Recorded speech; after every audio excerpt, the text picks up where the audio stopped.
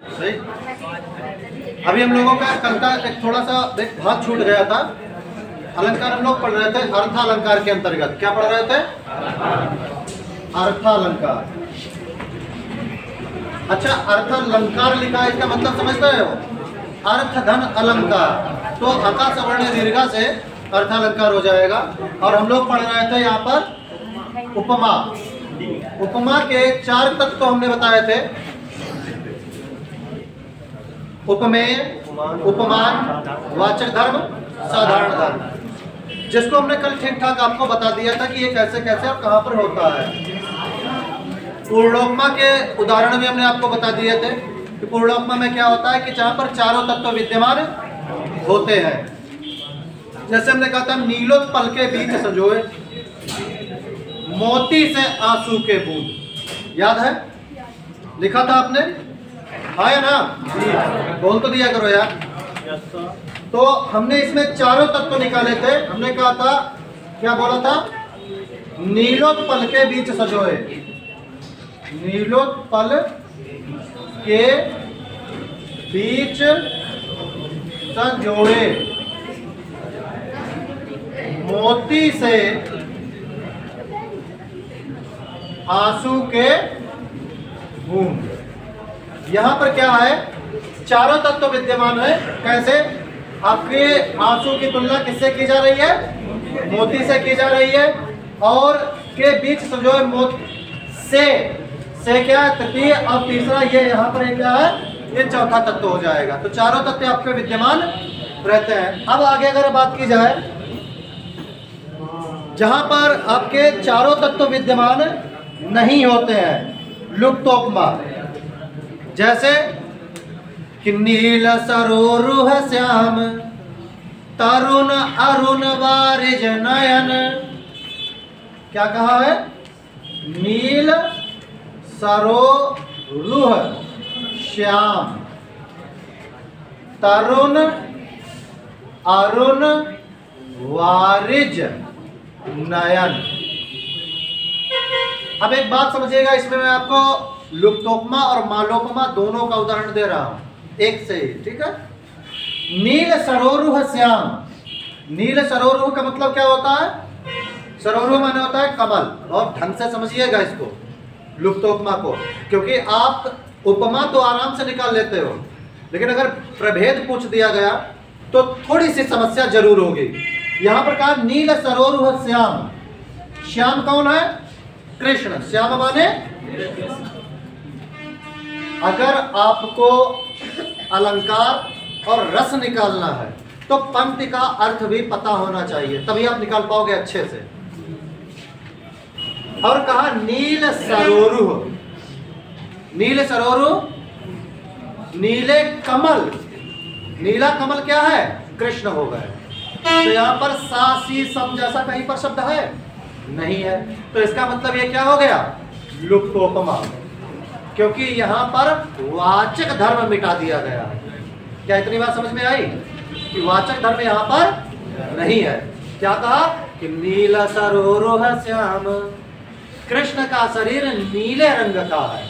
ऐसा लग रहा है कि नीला कमल खिला है, लेकिन ऐसा लग रहा है या सासी सम जैसा कोई शब्द है? नहीं है।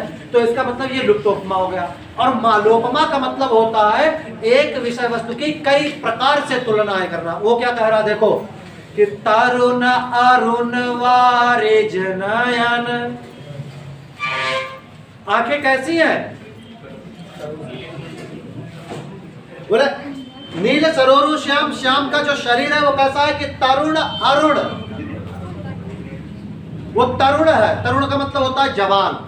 कृष्ण कैसे हैं? नीले कमल के समान और जवान है। और अरुण वारिज नयन, और आंखें कैसी हैं? वारिज माने कमल, फिर कमल, सरोरु माने भी कमल और वारिज माने भी कमल। वारि माने होता है पानी, ज माने जन्म, वारि से जिसका जन्म है अर्थात कमल। वारिज नयन, और आंखें भी कैसी है? कमल जैसी। तो दो शरीर की तुलना दो तरह से की है। कैसे कैसे? बोले एक का नील सरोरु, बोले नीले कमल के समान है, और दूसरा शरीर श्याम कैसा है? कृष्ण कैसे है? अभी जवान है। और आंखें कैसी हैं? अरुण माने लाल, अरुण माने लाल कमल। देखो कमल भी 4 प्रकार का होता है। कमल कितने प्रकार का होता है? 4 प्रकार का। बोले कृष्ण का शरीर नीले कमल के जैसा है, कृष्ण का शरीर नीले कमल के जैसा, और आंखें लाल कमल जैसी है। आंखें कैसी है? लाल कमल जैसी। दोनों कमल का। वैसे कमल होते हैं 4 प्रकार का। कौन कौन सा? नीलांबुज, जिसको नीलांबुज कहते हैं, नीलांबुज उसको कहते हैं इंदिवर। इंदिवर माने नीला कमल। कोकनद माने, ये आपका पूछा जा सकता है, कोकनद माने लाल कमल। लाल कमल को वारिज अरुण कमल कहते हैं, लाल कमल या रक्तांबुज। एक होता है आपका पुंडरीक। पुंडरीक माने होता है सफेद कमल, श्वेत कमल। और पीतांबुज,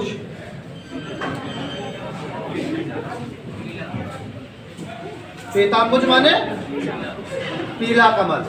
इंदिवर, कोकनद, पुंडरीक और पीतांबुज, ये आपके 4 प्रकार के कमल होते हैं। अब यहाँ पर 2 प्रकार के कमल का वर्णन किया गया है। किसके लिए? कृष्ण के। नहीं लिख पाए थे? लिखो, इंदिवर नीला, कोकनद लाल, पुंडरीक श्वेत, पीतांबुज पीला। ये 4 प्रकार के कमल होते हैं। आपसे जैसे नहीं अनेकार्थी में उसमें पूछ देते हैं कि जैसे अनाथ को क्या कहते हैं, तो जिसके माता पिता न हो, कोकनद किसे कहेंगे, लाल कमल को। इस तरह से आपसे पूछा जा सकता है इसको। आइए आगे की बात करते हैं जरा। एक और बहुत सुंदर सा है आपका मालोपमा का उदाहरण। किसका उदाहरण? मालोपमा। मालोपमा में एक उदाहरण। मालोपमा का मतलब आप समझ चुके होंगे कि कोई एक विषय वस्तु है, उसकी तुलना बहुत तरह से की जाती है। कभी भूषण का आपने नाम सुना होगा। इनकी जो घनाक्षरी है वो बड़ी प्रसिद्ध रहती है। इन्होंने शिवाजी का वर्णन किया है। किसका किया है? अब शिवाजी कैसे है, शिवाजी की स्थिति क्या है, या वो उनका ओजस्व क्या है, उसका वर्णन किया है। जरा एक बार सुनिएगा। मालोपमा का इससे अच्छा उदाहरण हो नहीं सकता है कि इंद्रजी में जंग पर, वाडव सुअंभ पर, रावण सदंभ पर रघुकुल राज है। पौन वारिवाह पर, शंभु रतिनाह पर, जो सहस्र बाहु पर राम द्विज राज है। दावा द्रुम दंड पर, चीता मृग झुंड पर, दावा द्रुम दंड पर, चीता मृग झुंड पर, भूषण वितुंड पर जैसे शिवराज है। तेज तिमिर अंश पर, कान्हा जिमि कंश पर, त्यों मलेच्छ वंश पर शेर शिवराज है। छत्रपति शिवाजी कैसे हैं? जैसे कहा कि दावा द्रुम दंड पर, जैसे जंगल में आग विजय प्राप्त करती है, जरा देर में राख कर देती है सबको। दावा द्रुम दंड पर, चीता मृग झुंड पर, अगर हिरण का झुंड भी हो, चीता एक आ जाए तो वो सबको तहस नहस कर देता है। कान्हा जिमि कंस पर, जैसे कृष्ण ने कंस को विजय किया था, कंस को मारा था, कान्हा जिमि कंस पर। तेज तिमिर अंश पर, जैसे अंधकार पर प्रकाश विजय प्राप्त करता है ना। तो कितनी उपमाएं दी। और पहली उपमा क्या दी थी कि इंद्र जिमि जंग पर, जैसे जंग जीतने में इंद्र छल बल तब का काम करते हैं। इंद्र जिमि जंग पर, वाडव सुअंभ पर, रावण सदंभ पर रघुकुल राज है। रावण को विजय प्राप्त करने के लिए जैसे राम आगे रहते थे, ऐसे ही क्या कहा, त्यों म्लेच्छ वंश पर शेर शिवराज है। इसी तरह से म्लेच्छ माने यवनों को जीतने के लिए एकमात्र छत्रपति शिवाजी पर्याप्त है। जैसे इतने सब पर्याप्त। तो इतनी सारी तुलनाएं किसको दी गई है? केवल एक शिवाजी को दी गई है। तो जहां पर किसी भी एक विषय वस्तु पर बहुत सी तारीफों के पुल बांध दिए जाए तो वहां पर कौन सा अलंकार रहता है? मालोपमा। उपमा की झड़ी लगाना मतलब माला पिरो देना एक जैसा। ठीक, तो इसमें कौन सा रहेगा? मालोपमा। आगे बात करते हैं रूपक अलंकार की। अब हम उम्मीद है कि मालोपमा भी समझ में आ गया होगा, जैसा कि अभी हमने पूर्व उदाहरण दिया था वो लिख लो। और एक उदाहरण यही भी लिख सकते हो कि तेज तिमिर अंश पर, कान्हा जिमी कंस पर, त्यों म्लेच्छ वंश पर, शेर शिव राज है। लिख लो इसको, तेज तिमिर अंश पर, कान्हा जिमी, जिमी का मतलब होता है जैसे, कान्हा जिमी कंस पर, त्यों म्लेच्छ वंश पर, शेर शिव राज है। ये उदाहरण आपका हो जाएगा मालोपमा का, कि जिस तरह से तेज तिमिर अंश पर, तिमिर माने अंधकार, तेज माने प्रकाश, जैसे प्रकाश अंधकार पर विजय पाता है, कान्हा जिमी कंस पर जैसे कृष्ण कंस पर विजय पाते हैं, त्यों म्लेच्छ वंश पर शेर शिवराज, उसी तरह से म्लेच्छों के वंश पर छत्रपति शिवाजी विजय को प्राप्त करते हैं। ठीक है, इसी के उदाहरण बाकी और मैंने पूरा बताया, उसकी जरूरत नहीं है, आप इतने से समझ जाओ। ठीक है, अब उपमा के बाद में हम प्राप्त करते हैं रूपक। रूपक का मतलब होता है भेद रहित आरोप करना, जहां पर उपमेय और उपमान दोनों में अंतर खत्म हो जाए। जहां पर उपमेय और उपमान दोनों में अंतर समाप्त हो जाए, वहां पर कौन सा अलंकार रहेगा? रूपक। परिभाषा में लिख लिया, जहां पर उपमेय और उपमान दोनों में भेद रहित आरोप हो, कोई अंतर ना बचे, वहां पर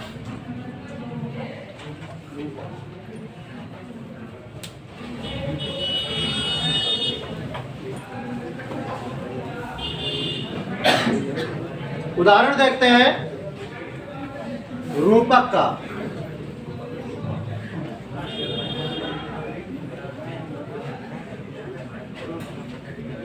हरिमुख पंकज भ्रू धनुष, लोचन खंजन मित। हरिमुख पंकज भ्रू धनुष,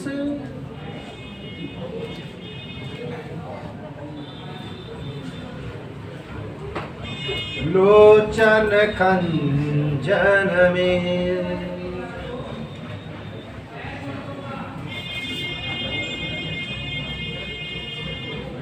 अरुण अधर बिंब, कुंडल मकर, बसे रहत मोचित। हरिमुख पंकज भ्रू धनुष, हरि का मतलब है यहां पर कृष्ण, कृष्ण या विष्णु जो भी है, अवतार उन्हीं के है। हरिमुख पंकज, भगवान का मुख क्या है?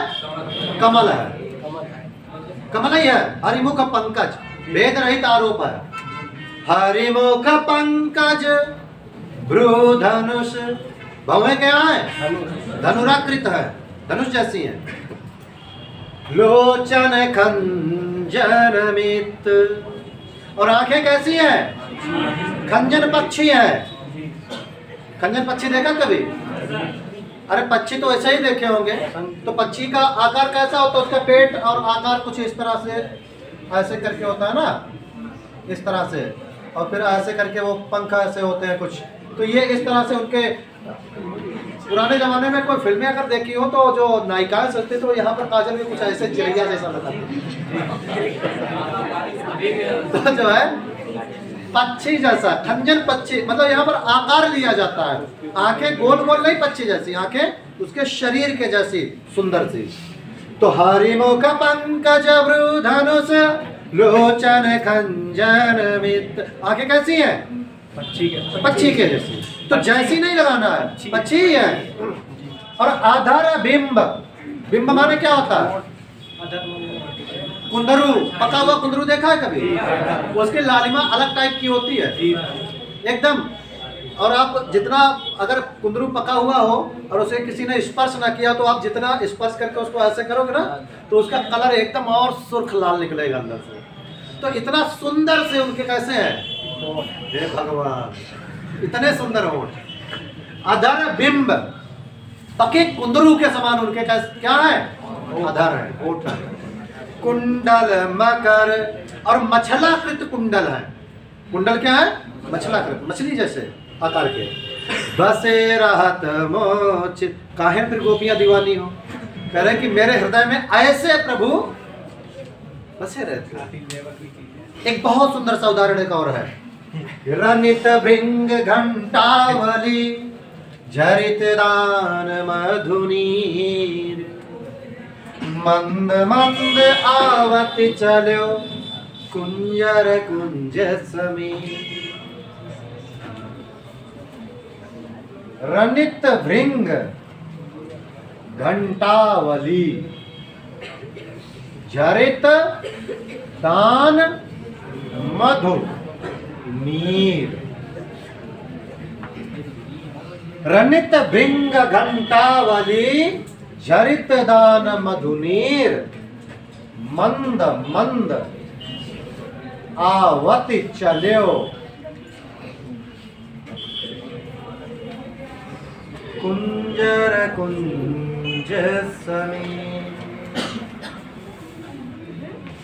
इसका मतलब क्या है, रनित भृंग घंटावली, एक हाथी है, मतवाला हाथी है वो। कुंजर, कुंजर माने क्या होता है, हाथी, और कुंज माने गली। कुंजर माने हाथी और कुंज माने गली। बोले एक हाथी गली से निकल रहा है, आ रहा है, लेकिन वो कैसी स्थिति है, अब रूपक वहां पर बांधा गया है। क्या रूपक बांधा, बोले रनित भृंग घंटावली, रनित माने बज रही है, ध्वनि कर रही है, भृंग घंटावली, भंवरे जो गुंजार कर रहे हैं वो घंटा बज रहे हैं, घंटियां बज रही है। भंवरे का गुंजार कैसा है, घंटे जैसा है। तो जैसा शब्द नहीं है, घंटा ही है, ऐसा लग रहा है। रनित भृंग घंटावली और झरित दान मधुनीर, जल रूपी मदजल बह रहा है। जल रूपी, रूपक अलंकार है ना, जल रूपी मदजल गिर रहा है, और भंवरे की ध्वनि रूपी, घंटा रूपी भंवरे की ध्वनि हो रही है। और मंद मंद आवत चलो, कहां से हो रही है, जो मंद मंद आ रहा है, और कौन आ रहा है, हाथी। शायद आपको न पता हो, जब हाथी बहुत पुराना हो जाता है, मतलब अधिक उम्र का हो जाता है, तो उसके मस्तक में मुक्ता बन जाती है। ऐसा माना जाता है कि शैले शैले न मणिकम मौक्तिकम न गजे गजे, और साधु नाम न सर्वत्र चंदनम न वने वने। ये कहा जाता है कि ये दुर्लभ प्रजातियों के होते हैं, उनमें ये चीजें होती हैं। न हर जंगल में चंदन होता है, न हर जगह पर सज्जन पुरुष होते हैं, और न हर जगह पर, हर हाथी में मुक्ता मतलब मोती होता है। और क्या बोला था अभी, खुद भूल गया। अरे अभी श्लोक पढ़ा था यार, चीजें आ जाती हैं बस चली जाती है। खैर, तो कहा कि मौक्तिकम न गजे गजे, हर एक हाथी में मोती नहीं होता है। तो जब पुराने जैसे नहीं कहते कस्तूरी कुंडल बस है ना, कस्तूरी जो होती है हर हाथी में नहीं होती है, केवल कुछ हाथियों में होती है। वो हिरण में कस्तूरी कुछ एक हिरण की नाभि में होती है। ऐसे ही कुछ हाथी होते हैं पुराने, उनके मस्तक में मुक्ता बन जाती है, और जब मस्तक में मुक्ता बनती है तो उनके कानों से मदजल गिरने लगता है। ये पहचान होती है, हर किसी की पहचान बनती है प्रिय। तो उसमें मदजल जो होता है वो बहुत ही मीठा और सुगंधित होता है। उसकी सुगंध और मीठेपन से भंवरे उसके कान के पास आ जाते हैं। अब यही एक घटना आती है महाभारत में कि जिस उसको अंगराग कहते हैं। क्या कहते हैं उसको? अंगराग कहते हैं। तो वो अंगराग जो उसको उस जल को अंगराग के नाम से जाना जाता है। और अंगराग जो होता है वो केश में लगाया जाता है, बालों में, खुशबू और अच्छेपन के लिए। और ये लगाते थे परशुराम अपने बालों में। परशुराम जो थे वो अपने बालों में लगाते हैं। और परशुराम का शिष्य था कर्ण, और उनके वही भंवरा बार बार आ रहा था बालों के पास। और परशुराम जो थे वो कर्ण की जंघा पर सर रखे सो रहे थे। और तब वो फंस जाता है और जंगा में छेद करता है, रक्त निकलता है, तो वो कहते हैं कि ये कोई साधारण व्यक्ति नहीं हो सकता, तुम जरूर क्षत्रिय होगे, मुझे बताओ। तो वहाँ पर श्राप मिलता है उनको कि समय आने पर विद्या विफल हो जाएगी। तो वो घटना वहाँ पर। तो यहाँ पर क्या होता है, रनित भृंग घंटावली झरित दान मधुनीर मंद मंद आवत चले कुंजर कुंज समीर। तो यहाँ पर आप समझ गए इसका मतलब क्या है, ठीक। तो इस तरह से यहाँ पर कौन सा अलंकार रहेगा, रूपक अलंकार रहेगा। जहाँ पर अब देखो रूपक अलंकार का एक उदाहरण जो आपके बहुत ज्यादा पूछा जाता है वो है अंबर पन घट में डूबो रही तारा घट उषा ना करी, बीती विभावरी जागरी, बीती विभावरी जागरी।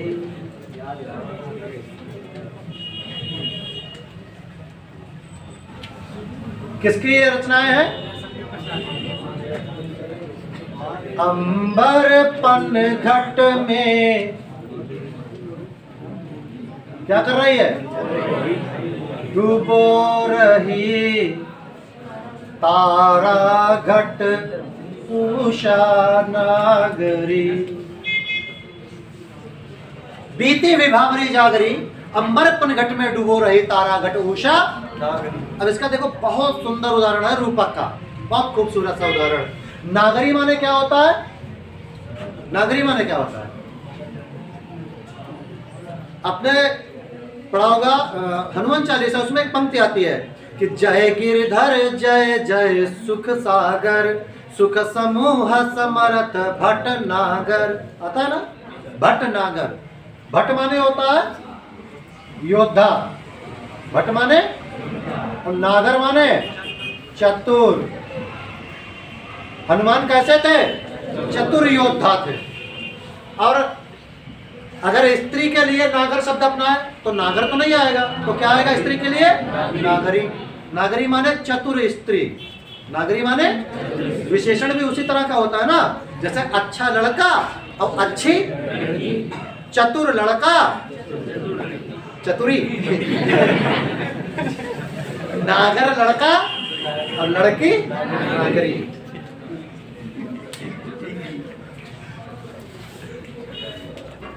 तो और नागरी क्यों कहा गया, अब आप समझ लो। उषा, उषा किसे कहते हैं, प्रभात काल को उषा कहते हैं, प्रभात काल को। और उषा कहते हैं एक प्रभात काल की नायिका को। उषा ही तो मानते हैं ना, वो तो उसको स्त्री मानते हो या पुरुष, स्त्री मानते हैं ना, उषा काल पुरुष नहीं स्त्री मानते हैं। और ऐसा कहा जाता है उषा रूपी स्त्री के पीछे सूर्य हमेशा चलता रहता है उसको पाने के लिए। आगे आगे चल रही है उषा, पीछे पीछे सूरज आ रहे हैं।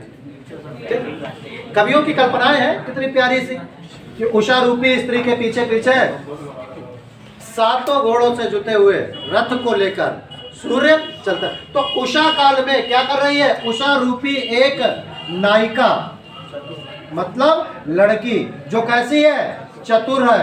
चतुर उषा रूपी नायिका क्या कर रही है, अब ध्यान से समझिएगा।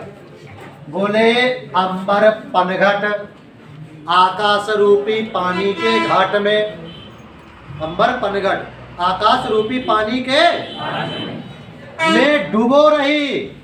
लेकिन क्या डूबो रही, बोले तारा घट, नक्षत्र रूपी घड़ों को आकाश रूपी पानी के घाट में उषा रूपी चतुर स्त्री डूबो रही। क्यों डूबो रही, बोले बीती विभावरी, अरे जागो, क्योंकि रात, विभावरी माने रात, जब बीत रही, बीती रात बीत गई है, इसलिए नक्षत्र रूपी घड़े को आकाश रूपी पानी के घाट में डूब जाओ, जाओ।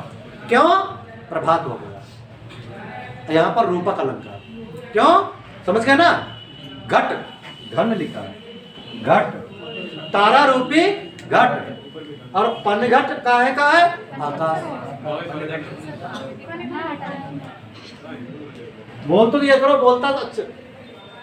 अंबर पनघट में डूबो रही तारा घट उषा, समझ में आ गया, ठीक। मैंने आपको बताया कि लिखते समय पर मैं गड़बड़ दिया करता हूँ, उसको सही कर दिया करो बोल के, बता के, ठीक है। आगे क्या है, इसके बहुत से भेद होते हैं, लेकिन भेद आपसे पूछे नहीं जाते हैं और भेद भी इसके कठिन कठिन होते हैं, कोई मतलब नहीं है। आओ आगे बढ़ते हैं इनके। इसके बाद में चलते हैं प्रतीप अलंकार की ओर। कहाँ उत्प्रेक्षा है, चलो जो आपका मन हो उत्प्रेक्षा बता देंगे। उत्प्रेक्षा में क्या होता है? उत्प्रेक्षा बहुत आसान होता है, इसको पहचानना सबसे सरल है। उत्प्रेक्षा का मतलब होता है उद्प्र इच्छा, मतलब जबरदस्ती की इच्छा। आपसे कहा जाएगा मान लो, मैथ जब आप लगाते हो, गणित लगाते हो, तो क्या कहा जाता है कि माना x बराबर 2, हमारा मन हम x बराबर 20 मानेंगे, मान सकते हैं ना कि तो मान लो। तो यहाँ पर भी मानने को कहेगा, हो चाहे तुम्हें मानना है। तो यहाँ पर वाचक शब्द होते हैं कुछ, यहाँ पर जो वाचक शब्द होंगे वो क्या होंगे? जानो, मानो, मानो, जाना, जाना हो, माना हो। बात क्यों कर रहे हो? जनाओ मनाओ, ठीक। ज्यो ज्यो आदि इस तरह के शब्द अगर आ जाते हैं, ऐसे शब्द अगर आ जाएं तो समझ लीजिएगा क्या है? उत्प्रेक्षा अलंकार। उदाहरण पता है कोई? हाँ बताओ। बोलो बोलो। कि सोहत ओढ़े पीतपट श्याम सलोने गात, मनहु नीलमणि शैल पर आतप परे ओ प्रभात। और लिखकर इसको समझ लेते हैं। हमने कहा क्या शुरुआत कहाँ से थी? सोहत ओढ़े पीतपट श्याम सलोने गात। पट होगा पट। सोहत ओढ़े पीत पट श्याम सलोने गात, मनहु नील मणि शैल पर आतप पर्यो प्रभात। अब देखो, सोहत ओढ़े पीत पट, पीत माने पीला, पट माने कपड़ा, पट माने सुशोभित हो रहे, ऐसा लग रहा है। देखो ऐसा लग रहा है, जरूरी नहीं है, ऐसा लग। सोहत ओढ़े पीत पट, कृष्ण क्या किए हैं? पीले दुपट्टे को ओढ़े हैं। श्याम सलोने गात, गात्र कैसा? गात माने होता है शरीर, गात माने सांवले शरीर पर पीले रंग का दुपट्टा पड़ा है। मानो मनो नीलमणि, ऐसा लग रहा है, मनो ऐसा लग रहा है, मानो ऐसा लग रहा है नीलमणि शैल। नीलमणि क्या है? कृष्ण का शरीर है। नीलमणि शैल पर, कृष्ण के नीले शरीर पर, वो नीला शरीर नीलमणि जैसा लग रहा है। और आतप पर है प्रभात, और उस पर सुबह की पीली पीली किरणें, ऐसा लग रहा है नहीं है, लग रहा है। ठीक है। नील परिधान बीच सुकुमार, खुल रहा मृदुल अध खुला अंग, खिला हो ज्यों बिजली का फूल, मेघ बन बीच गुलाबी रंग। और वह देखा सुंदर दृश्य, नयन का इंद्रजाल अविराम, कुसुम वैभव में लता समान, चंद्रिका से लिपटा घन श्याम। इसमें कौन सा अलंकार है? उत्प्रेक्षा है। क्यों? शुरुआत कहाँ से थी? नीले परिधान, नील परिधान बीच सुकुमार, खुल रहा मृदुल अध खुला। नील परिधान, नीला एक कोई नायिका है और वो नीले वस्त्र पहने हैं, और इसके डबल अर्थ है, दो अर्थ हैं। और दूसरा अर्थ क्या? नीला आकाश है। नीले आकाश के बीच और एक नीले कपड़ा पहने, नीली नायिका है, नीले वस्त्र पहने, नीली साड़ी पहने है, और वो है खूब गोरी गोरी, गोरे बदन पर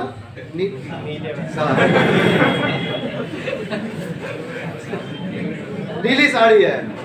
ऐसा लग रहा है जैसा कि वो नवकी मंदाकिनी जैसी है। नील परिधान बीच सुकुमार, सुकुमार मतलब बहुत कोमल, कोमल अंग है उसके।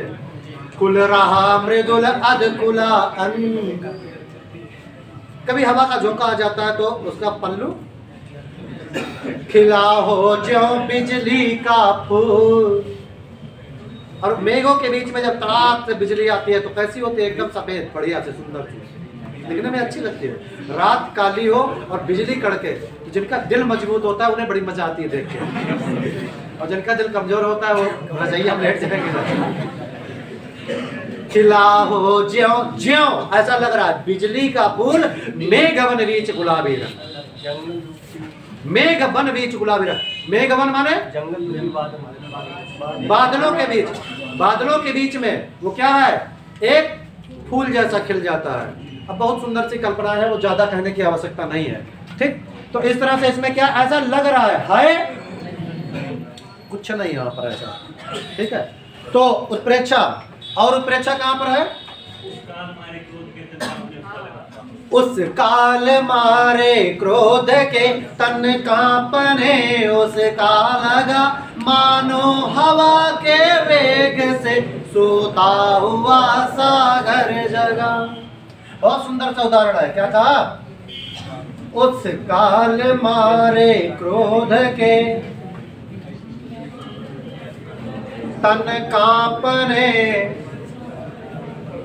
उसका लगा मानो हवा के वेग से सोता हुआ सागर जगा। अब यहां पर क्या है, उस काल मारे क्रोध के तन कांपने उसका लगा। जब बहुत क्रोध होता है तो क्या होता है, शरीर कंपन कर। अच्छा, जो दुबले पतले शरीर वाले हो तो कुछ ज्यादा ही कंपन करते हैं, ज्यादा उनको गुस्सा नहीं दिलानी चाहिए। मतलब वो गुस्सा हुई क्या, दूसरे गुस्सा उतारे वो पहले खुद ही उतर जाए, गिर पड़ होता है कभी कभी। उस काल मारे क्रोध के तन कांपने, उसका लगा मानो हवा के वेग से सोता हुआ। समुद्र में कब जब ज्यादा बवंडर तूफान से लहरें क्या होती हैं, बाहर तक आ जाती है। मानव शेष अचेष दर। और भी उदाहरण कोई है आपको याद आ रहे हो? एक उसी में है कि ये मुख नीचा कमल समान प्रथम काव्य प्रथम कवि का जो सुंदर। फिलहाल इतना आपके लिए अभी पर्याप्त है, समझने में आपको आ गया होगा, समझ में आ गया होगा कि कोई समस्या इसमें। इसके बाद में कौन सा आपको बताया, बताए प्रतीप। ठीक, अगला अलंकार है हमारा प्रतीप अलंकार। प्रतीप में क्या होता है, उल्टा होता है। प्रतीप में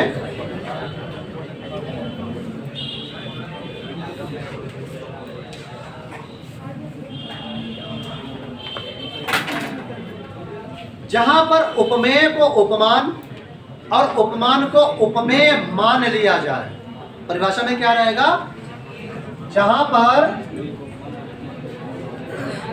उपमेय में उपमान और उपमान में उपमेय देखा जाए, बस इतनी सी बात है। उपमेय में उपमान कर दिया जाए, उपमान में उल्टा कर दिया जाए। जहां पर उल्टा हो जाए वहां पर क्या हो जाता है, प्रतीप अलंकार हो जाता है। ठीक, कैसे, हमने कहा कि उसी तपस्वी से लंबे थे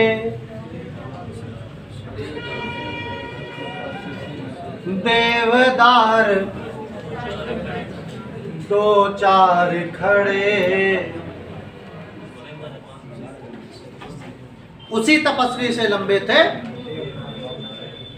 दूसरा उदाहरण है,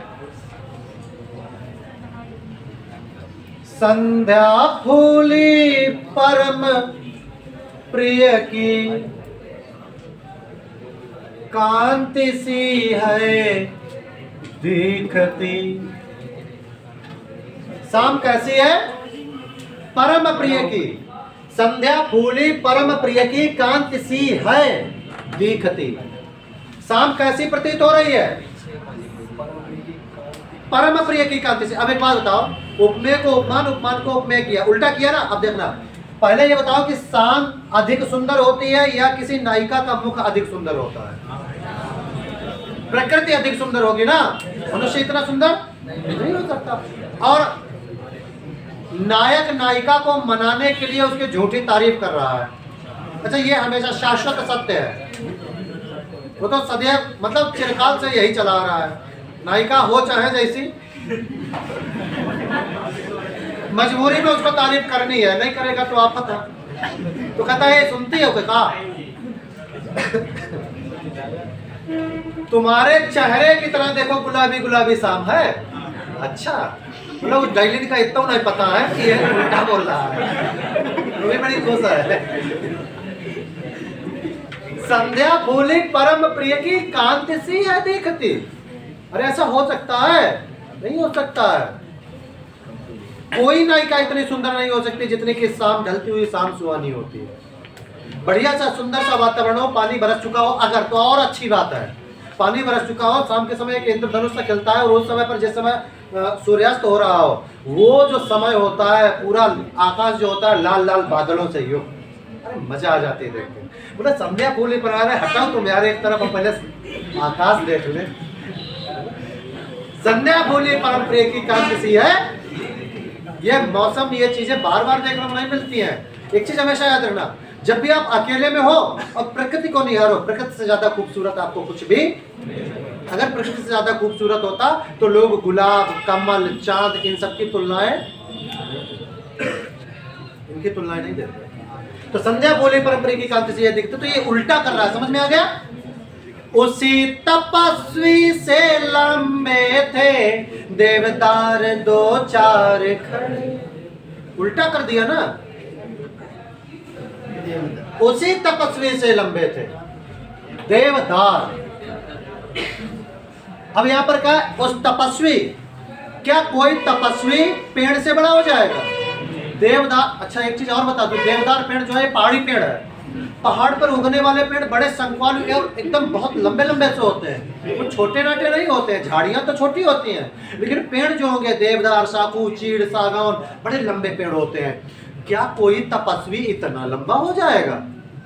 उल्टा कर दिया, देवदार उसी तपस्वी से लंबे थे। अरे उल्टा बोल गया ना। उसी तपस्वी से लंबे थे देवदार दो चार खड़े। नहीं, दो चार तपस्वी थे, देवदार जैसे तटस्थ खड़े। आंधी पानी आ रहा है लेकिन फिर भी ये तो ठीक था, लेकिन उल्टा कर दिया इसने। तो यहाँ पर कौन सा अलंकार बन जाएगा? प्रतीक। एक प्रतीक के बाद में आपका उदाहरण आता है एक व्यतिरेक अलंकार। व्यतिरेक तो और इससे ज्यादा घमासान है। व्यतिरेक में क्या करता है? हटाओ इसको, लिख लिया था। व्यतिरेक अलंकार, व्यतिरेक अलंकार का मतलब होता है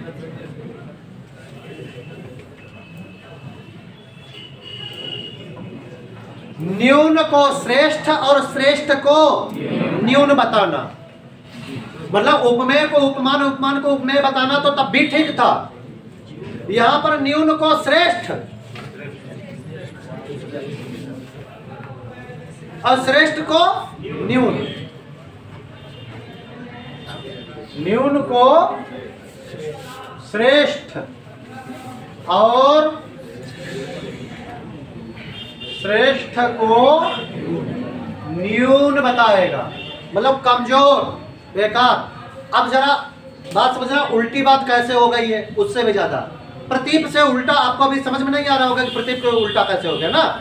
तो इसको समझने के लिए ऐसे समझो, जैसे हमने, आप लोग यहाँ पर बहुत बैठे हो, बहुत से लोग बैठे हो, भीड़ बैठी है पूरी। और इस भीड़ में हमने कहा ये लड़का बहुत अच्छा है भाई, हमने इनकी तारीफ की, ये लड़का अच्छा है, तो आपको बुरा लगेगा? नहीं लगेगा। अरे अच्छा है तो है, क्या फर्क पड़ता है, हम भी अच्छे बनेंगे। अच्छा, फिर हमने कहा कि इनसे आप ज़्यादा अच्छे हो, इनसे आप ज़्यादा अच्छे हो, जबकि हैं ये अच्छे, हैं ये अच्छे। और इनके पड़ोसी से हमने कहा इनसे आप अधिक अच्छे हो, पढ़ने में श्रेष्ठ हो, तो इनको थोड़ा सा बुरा लगेगा, थोड़ा सा बुरा लगेगा। थोड़ा बुरा लगेगा, ज्यादा नहीं। अब अगर ये कह दिया जब क्या है श्रेष्ठ, हमने कहा ये बहुत बढ़िया, तुम बहुत खराब, अब तो यार गड़बड़ हो गया। अरे एक वो था जहां पर सामान्य बात, चलो ठीक है वो श्रेष्ठ है, उनकी तारीफ कर रहे हैं, उनके कुछ अपने मतलब की बात होगा, कर दी तारीफ। एक में उनसे ज्यादा, हमने कहा तुमसे ज्यादा ये अच्छे हैं। एक कहा कि तुम बढ़िया, दूसरे से मतलब नहीं। एक में कहा तुमसे ज्यादा ये अच्छे, तो इनको थोड़ा सा लगेगा यार हमें ऐसी कौन सी। अब मेरा कहा तुम खराब ये ज्यादा अच्छे, ये तो गजब हो गया। अब क्या कर रहा है, अब तो गजब कर रहा है, ये उल्टा मतलब एक ही बुराई करके दूसरे की अच्छाई बता रहा है। उसी तपस्वी से लंबे थे देवदार दो चार खड़े, तो देवदार के पेड़ की बुराई तो नहीं करी थी, इस बार बुराई करेगा।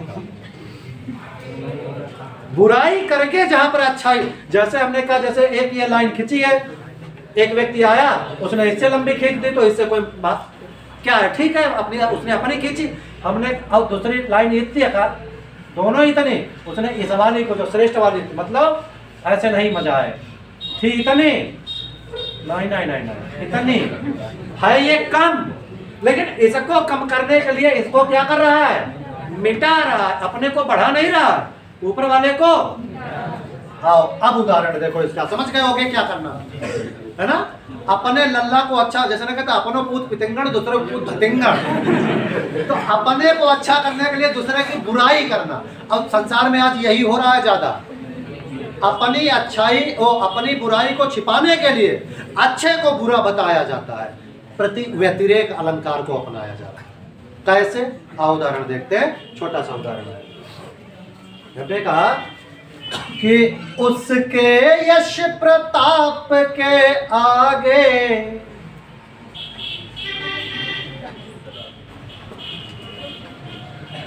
शशि मलिन रवि शीतल लागे हे भगवान।